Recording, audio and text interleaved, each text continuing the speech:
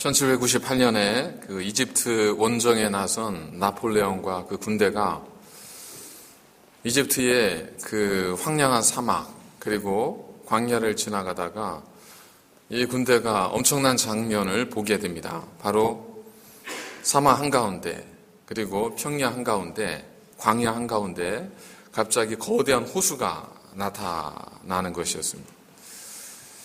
당연히 군대들은 군사 병사들은 좋아서 뛰어갔죠.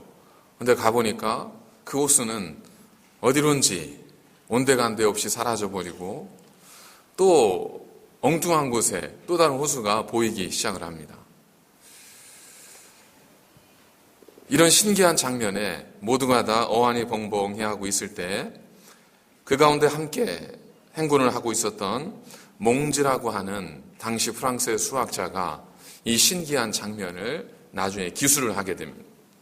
그래서 이 장면을 연구를 해서 나중에 장면의 현상과 이런 것들에 대해서 이야기를 하게 되는데 이 처음 그 현상을 목격하고 기술했던 이 수학자 몽즈의 이름을 따라서 그 현상을 가리켜서 몽즈 현상 이렇게 부릅니다.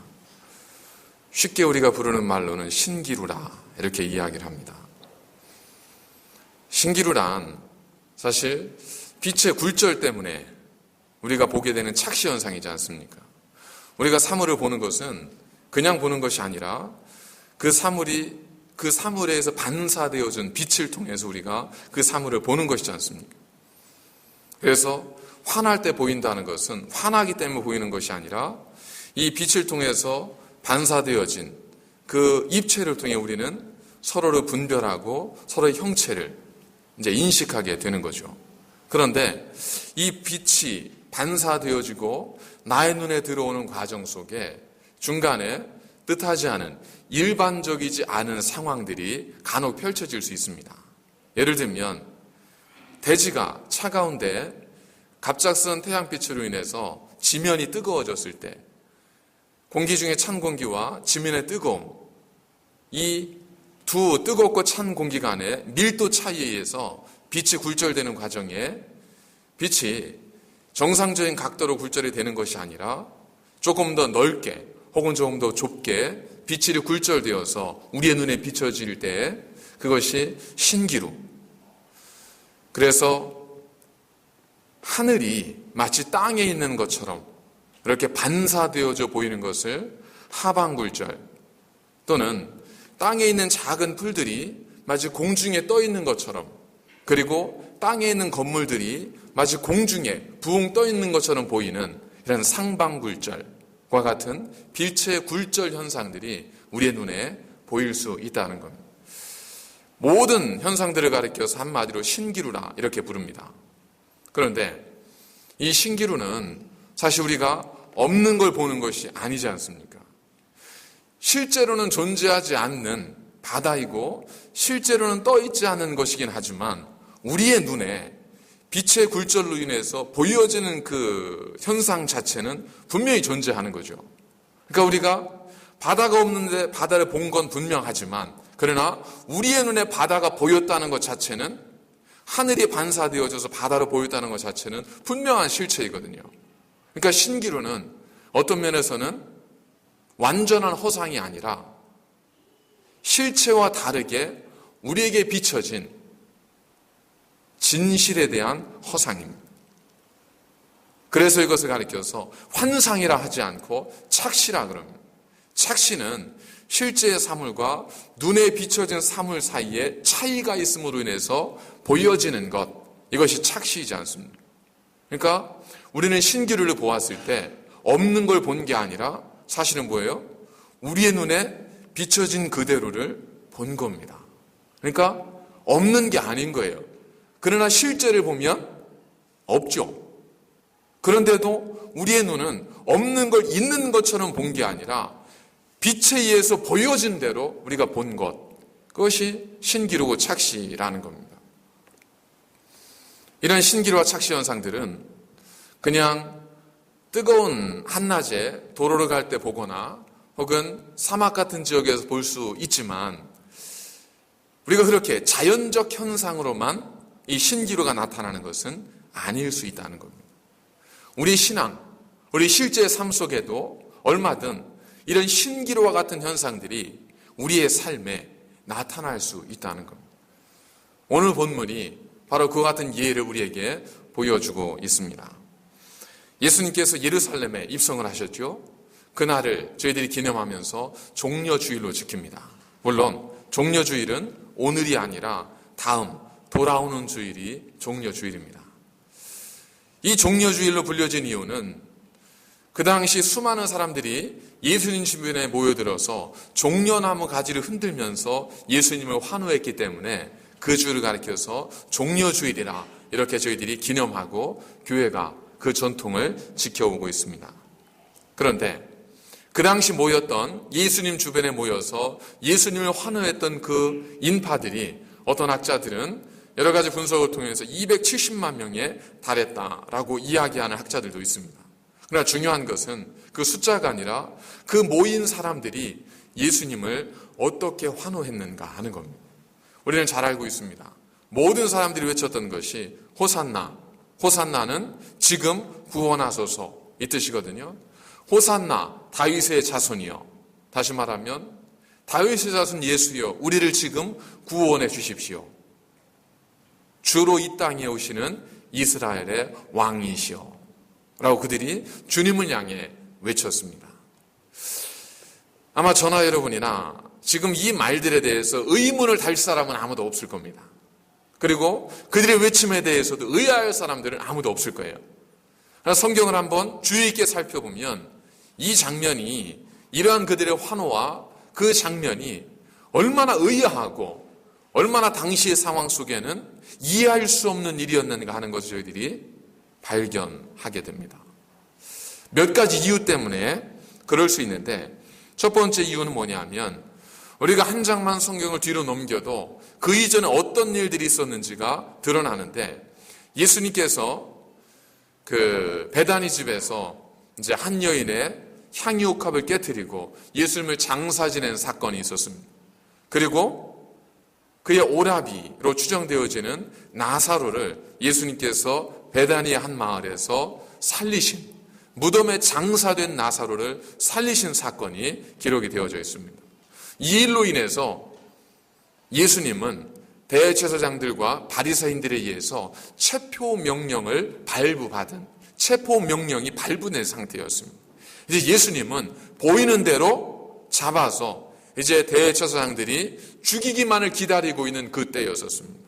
그래서 당시 수많은 사람들이 예전에야 예수님이 6월절 명절이 되면 당연히 성전에 오셔서 말씀을 가르치셨지만 지금과 같이 예수님에 대한 체포명령이 발부된 이 시점에 예수님이 예루살렘에 오신다는 것은 그것은 스스로 호랑이 굴로 들어오는 것이기 때문에 아무도 그 상황을 예상치 않았습니다. 또한 그 당시 많은 사람들조차도 예수님은 이미 그 당시의 기득권자, 우리는 대제사장 혹은 바리새인이라고 이야기하지만 그때 유대사회 당시에 그들은 지금으로 치면 검찰, 경찰이에요.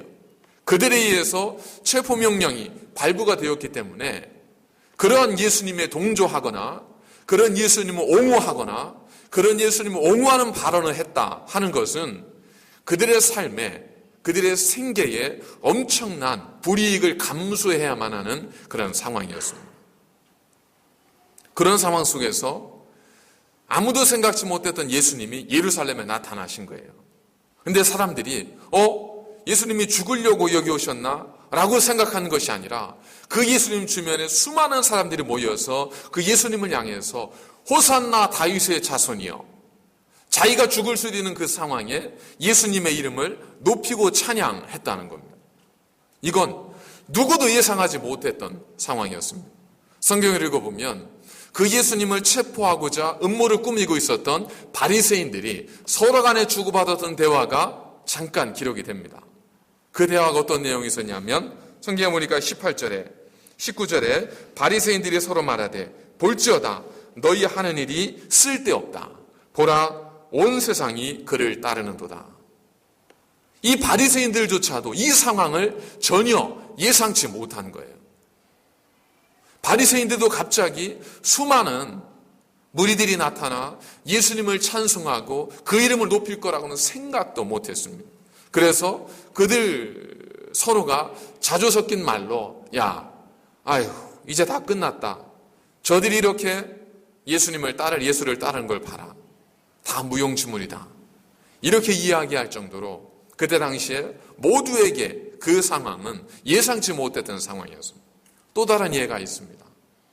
두 번째 중요한 예가 뭐냐면 예루살렘에 입성하신 예수님의 모습이에요.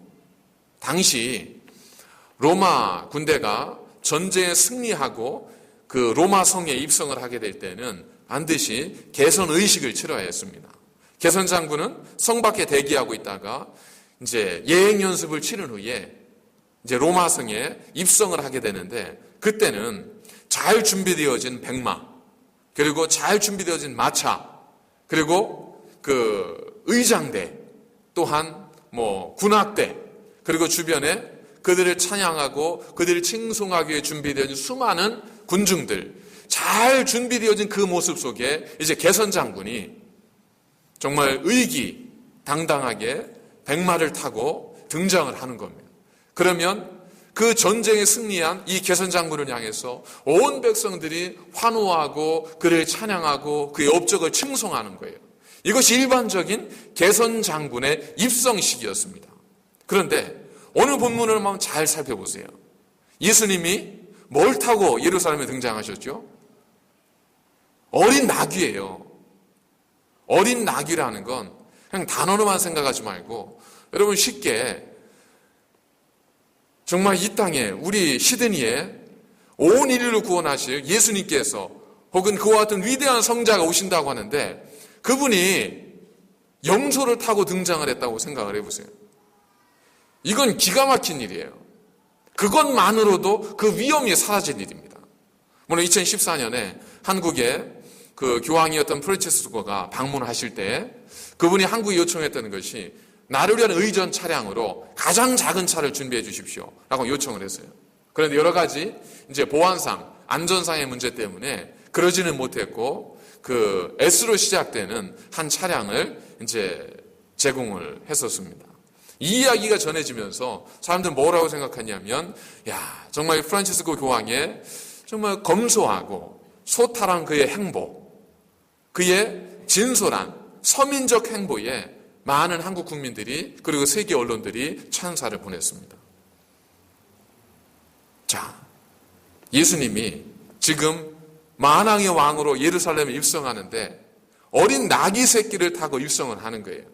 만일 2014년 지금의 상황이었다면 그리고 작금의 현실이었다면 그런 예수님의 모습은 참 겸손하시고 그리고 누구보다 가난한 자, 서민들의 아픔을 이해하는 예수님의 마음으로 사람들이 오히려 그 예수님을 존경했을 거예요. 그러나 그 당시만 하더라도 겸손보다 더 중요한 것이 있었습니다.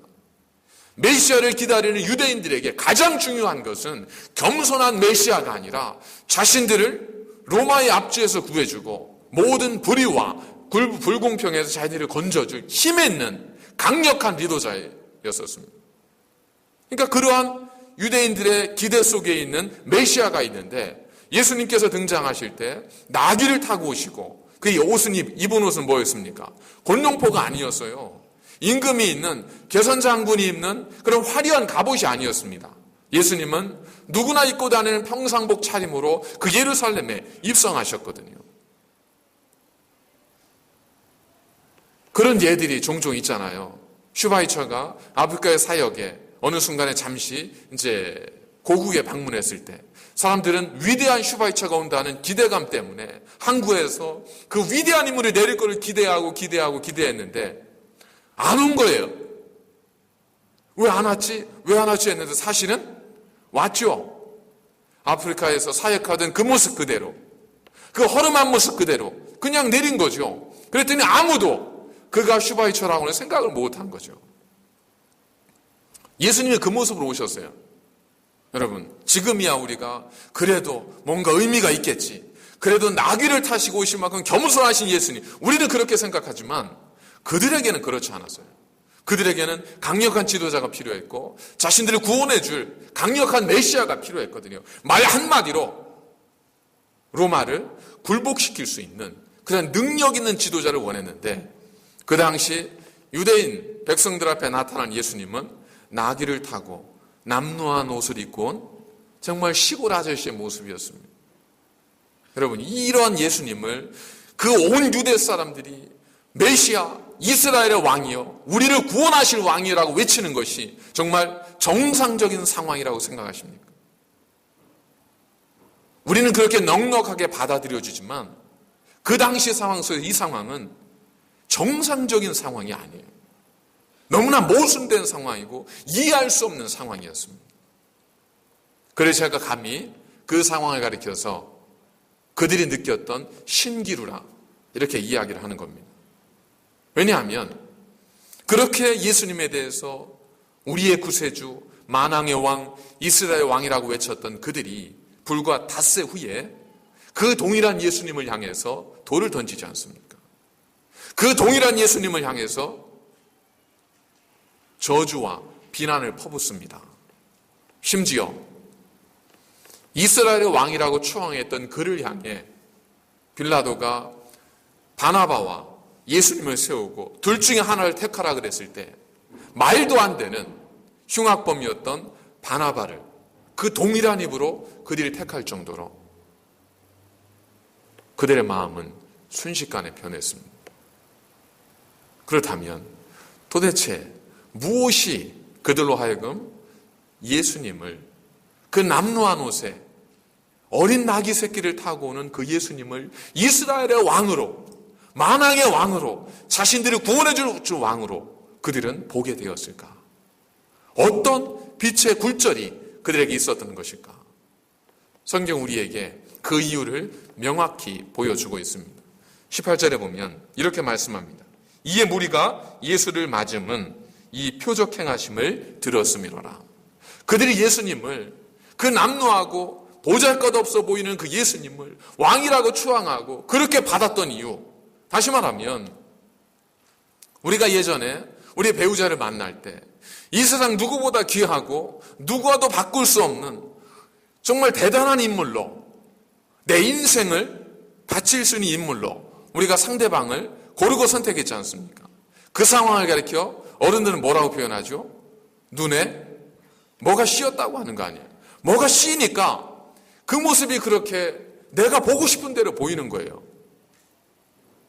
내 눈에 콩깍지가 씌이니까 다른 사람이 뭐라고 해도 그 얘기가 들어오지 않는 거예요. 그 모습 그대로 보이는 거예요. 내가 보고 싶은 대로 보는 거예요. 유대인들은 뭘 보고 싶어 했을까? 그들은 얼마 전에 있었던 예수님이 행하신 표적을 들었습니다. 그건 예수님께서 죽었던 나사로를 무덤에서 살려내셨다는 거예요. 이 이야기는 흔히 들을 수 있는 이야기가 아직 아니지 않습니까? 죽은 자를 살리셨다는 것은 엄청난 사건이에요. 종교적으로 보면 생명과 죽음은 오직 하나님께 있거든요. 그러니까 죽음의 문제를 해결했다는 건 그거는 신적 권위가 있다는 거예요.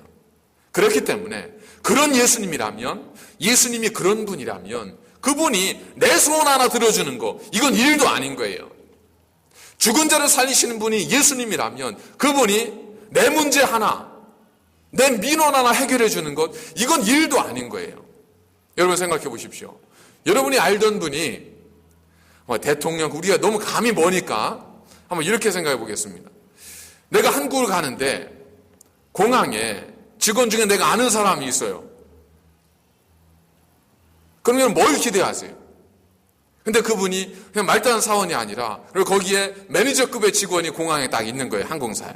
그럼 여러분 뭘 기대하고 가시겠어요? 최소한 그 정도뿐이 계시면 내 자리 하나 정도는 내가 원하는 대로 해줄 수 있지 않을까 기대하지 않겠어요, 그죠? 조금 더 욕심을 부린다면 나는 비록 검소하고 겸손해서 이코노믹을 끊었지만 그분의 하와이와 같은 은혜로 빈 비즈니스석 하나, 나를 위해 하나 준비해 주지 않을까, 이런 기대할 수 있잖아요. 그분이 하든 안 하든. 여러분, 예수님에 대한 소문을 들었는데 예수님이 어떤 분이냐면 죽은 자를 살렸다는 거예요. 그러니 그런 분이라면 내가 가지고 있는 이 문제, 내가 지금 로마 사람 어떤 사람 하나 때문에 얼마나 미움을 당해서 괴로웠는지 그 사람 하나 벌 줬으면 좋겠는데 이 문제를 예수님이라면 눈 감고도 해결할 수 있지 않겠습니까? 내가 지금 꾸어졌는데 빚을 못 받은 게 있어요. 그 사람이 문제라면, 예수님이라면 눈 감고 해결할 수 있지 않겠어요? 우리가 지금 이 민족이 로마의 압제 속에서 식민지의 생활, 그 어려운 생활을 하고 있는 이 문제를 죽은 자를 살리신 예수님이라면 당연히 이 정도 문제는 해결해 줄 수 있지 않았겠습니까? 유대인들에게는 그런 부푼 꿈이 있었어요. 자신들의 모든 소원을 예수님께서 이루어줄 수 있다고 하는 그러한 어떤 꿈들이 있었습니다. 그런 마음이 가득했어요. 그러다 보니까 실상 그들 앞에 나타난 예수님은 나귀를 탄, 어린 나귀 새끼를 탄 남루한 옷에 시골 아저씨 같은 모습이었지만 그들의 눈에 더 이상, 그들의 눈에 이미 예수님은 그러한 존재가 아니에요. 이미 예수님은 죽음을 이기신 분이고 예수님 모든 것들을 가능하게 만드는 놀라운 하나님의 아들로 이미 마음속에 그들이 품고 있었기 때문에 그 남루한 옷처럼 보이지 않는 거예요. 눈에 콩깍지가 씌었기 때문에 그들의 눈에는 그들이 보고 싶은 예수님 모습을 보이는 거예요. 예수님의 머리에는 왕이 쓰는 왕관이 없었지만 그들은 아마도 예수님 머리에 왕관을 봤을지 모르겠습니다. 그들은 예수님이 남루한 옷을 입고 오는 걸 보았지만 아마도 그들의 눈이 그 옷은 정말 임금이 있는 골룡포와 같은 옷으로 보였을 수 있습니다. 마치 우리가 사랑하는 사람이 세상 누구보다 아름답고 세상 누구보다 멋있게 보여졌던 한때가 있었던 것처럼 그들의 눈에 예수님을 그렇게 보이게 했던 사건은 바로 표적이었습니다. 예수님의 능력, 그 능력이라면 내 문제도 해결해 줄 수 있다고 하는 그러한 그들 마음에 자신들의 소원을 이루고자 하는 이 마음이 예수님을 있는 모습 그대로 예수님을 보게 하지 못하고 신기루와 같이 착시현상으로 인해서 왕관을 입고 오시는 예수님. 여러분, 종려나무는 뭐의 상징인 줄 아세요? 종려나무는 의, 아름다운 승리의 상징입니다. 지금 나귀 타고 허름한 옷 입고 오는 그 예수님, 체포영장이 발부된 상태로 예루살렘으로 걸어온 그 예수님을 향해서 승리, 아름다움, 영광, 의로움, 이걸 외치는 이것이 상식적으로 맞는 일이겠습니까? 아니에요. 그때 당시로 돌아가 보면 그건 정말 말이 안 되는 얘기예요. 그래서 바리새인들도 서로 자주 섞인 얘기로 야, 이게 어찌 된 일이냐? 다 끝났어. 온 세상이 저를 따르는 거 봐. 어떻게 이런 일이 있을 수 있지? 하면서 그들조차도 정말 시리에 빠져 있을 정도였다는 겁니다. 그들에게 예수님은 그들의 욕망의 대상이었습니다. 그들의 원하는 것을 이루어줄 수 있는 그러한 존재였었습니다. 예수님이 나귀를 타고 오신 것, 그들의 눈에는 하나도 중요하지 않았습니다. 예수님이 남루한 옷을 입고 오신 것, 그들의 눈에 거의 하나도 중요하지 않았어요. 그냥 내 소원을 이루어 주시면 되는 거예요. 근데 내 소원을 이루어 주셔야 될 그 주님이 너무나 무기력하게 빌라도의 군대에 의해서 채찍을 맞고 또한 십자가에 죽는 모습을 보자 그 수많은 사람들은 다 예수님으로부터 등을 돌려버렸지 않습니까? 왜 그렇죠? 비로소 예수님의 모습이 보였기 때문입니다. 아, 나는 설마 했는데 정말 예수님이 정말 그 모습 그대로네 라고 하는 모습을 보자 사람들은 떠나가지 않을 이유가 없죠. 왜? 자기들이 기대하지도 자기들이 원하지도 자기들이 바라지도 않았던 그 예수님, 아니 자기들이 만들어낸 허상의 예수님을 그들은 쫓았기 때문입니다. 그렇다면 지금 이 시대에 오늘 우리를 찾아오시는 예수님은 어떤 모습으로 오실까? 여러분, 지금 이 시대에 예수님께서 오신다면 페라리를 타고 정말 금목걸이를 두르고 머리에는 그 유행에 맞는 모자를 쓰고 그렇게 예수님께서 우리를 찾아오실까요? 그렇게 찾아오실 것 같으세요? 나에게 귀인과도 같은 모습으로 어느 날 나타나셔서 동쪽으로 가서 좌로 세 발, 우로 세 발, 뒤로 세 걸음해서 거기를 파봐라. 이렇게 예수님께서 나타나시겠냐고요. 절대 예수님은 그렇게 저희들에게 나타나지 않으실 겁니다. 예수님은 아마 그때나 지금이나 똑같이 나타나실 거예요. 우리에게도 어린 나귀를 타고 남루한 옷을 입고 예수님 우리를 찾아오실 거예요. 아니, 이미 그렇게 찾아오셨어요. 그런데 우리는 우리가 바라는, 우리가 이상하는 예수님의 모습이 있기 때문에 말씀에 기록되어진, 말씀이 증언하고 있는 예수님이 아니라 우리가 보고 싶은 예수님을 우리가 만들어내고 있다는 것.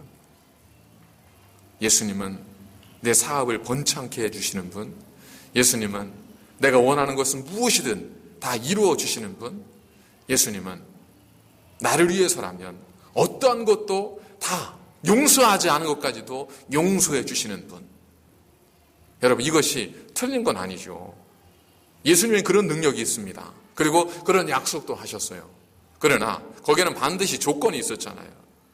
너희가 내 안에 거하고 내 말이 너희 안에 거하면, 우리가 주님 안에 거하는데 어떻게 그리고 주님을 잘못 볼 수 있겠습니까? 우리가 주님 안에 거하고 말씀 안에 거하는데 어떻게 그 주님을 우리의 이상과 우리의 주관적 생각으로 주님을 바라볼 수 있겠습니까? 어쩌면 이 시대는, 그들은 자기들의 욕망을 가지고 주님을 보았다면, 지금 이 시대는 우리의 삶의 분주함과 힘겨움 때문에 무관심의 터널 속에서 주님을 보고 있지는 않은지, 주님 어떤 모습이어든 상관없고, 주님께서 나에게 뭐라고 말씀하신도 상관없고, 다만 나를 괴롭게만 하지 마시고, 다만 나에게 뭘 원하지만 마시고, 다만 나에게 뭘 희생하라고만 하지 마시고 그냥 나를 가만히만 내버려 두면 나는 그것으로 만족합니다. 그냥 편안하게 주일 되면 교회에 나와서 그냥 앉아있다가 예배 드리고 돌아가서 일주일 동안 내가 하고 싶은 대로 내 삶을 살고, 그러다가 또 주일 되면 나와서 예배 드리고, 주님 이런 내 삶에 뭘 달라고 안 할 테니까 그냥 이런 내 삶을 내가 열심히 살아갈 테니까 이런 내 삶을 건들지만 마시고, 죄만 뿌리지 마시고, 나에게 뭐 의롭게 살아라 그렇게만 하지 마시고 그냥 나를 그냥 바라만 봐주십시오. 어쩌면 우리는 이런 모습으로, 이런 기대로 주님을 바라보고 있지는 않은가. 만일 그랬다면 지금 우리가 바라보고 있는 주님, 내가 고백하고 있는 주님도 그들이 보았던 주님처럼 왜곡되어지고 변질되어진 착시로서의 주님일 수 있다는 겁니다. 만약 그렇다면 더 무서운 것은, 그런 주님을 우리가 정말 주님이 이 땅에 오셔서 우리를 심판하실 때 알아볼 수 있겠어요? 그런 주님을 내가 아는 주님이 맞습니다라고 이야기할 수 있겠습니까? 그건 아니죠. 주님도 마찬가지로 그런 저희들을 향해서 내가 너를 안다고 이야기하실 수 없지 않겠습니까? 멈추면 비로소 보이는 것들이라고 하는 책이 있습니다. 우리가 멈추지 않으면 볼 수 없는 것들이 있습니다. 잠시 멈추지 않으면 소중한 것, 소중하게 깨닫지 못하는 것들이 있을 수 있지 않습니까? 죄송한 표현이지만 저는 한 오래 가지는 않는 것 같긴 하지만 그래도 아직까지는 제가 현관문을 나설 때마다 이 푸르름과 맑은 하늘에 대해서 새로움을 느낍니다. 야, 우리가 이런 속에 살고 있구나 라고 하는 감사함을 2주가 됐는데 2주까지는 아직 그런 걸 느끼고 있는 것 같습니다. 멈추어 서지 않으면 보이지 않는 것들이 있습니다. 여러분, 고난주간, 아니 사순절기는 교회 전통에 있어서 우리의 분주했던 삶을 멈추는 시간입니다. 왜 멈출까?